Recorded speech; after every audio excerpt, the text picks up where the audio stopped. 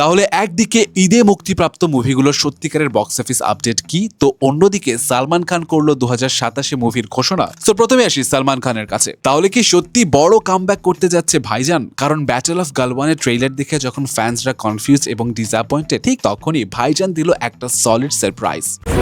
Strawberry super dotted ও classic ভ্যারিয়েন্টে sensation জাগুক শিহরণ।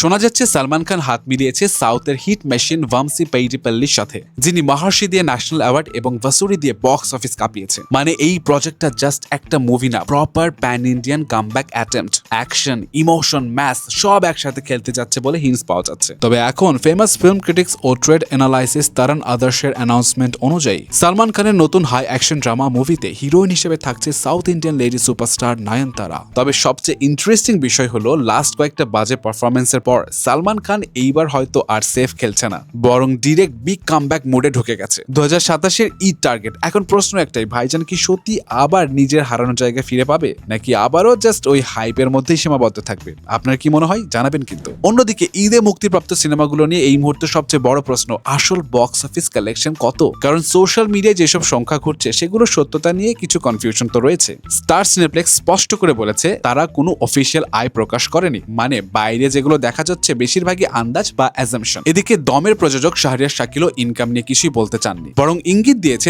দেশে যেহেতু প্রপার বক্স অফিস সিস্টেম নাই, তাই এইসব মন গড়া তথ্য ছড়ানো হচ্ছে। কিন্তু ইন্টারেস্টিং ব্যাপার হলো পরিচালক তানিম নূর তার বনলতা এক্সপ্রেসের আয় নিজেই প্রকাশ করেছে। তিনি জানিয়েছে 8 দিনে সিনেমাটি 2,26,00,000 টাকা গ্রস সেল করেছে। মানে একদিকে কেউ চুপচাপ, আবার অন্যদিকে কেউ ঢোল পিটিয়ে সংখ্যা জানাচ্ছে। এছাড়াও প্রিন্স, রাক্ষস বা প্রেসার কুকার এই সিনেমাগুলোর কোনো অফিসিয়াল কালেকশন এখনো সামনে আসেনি।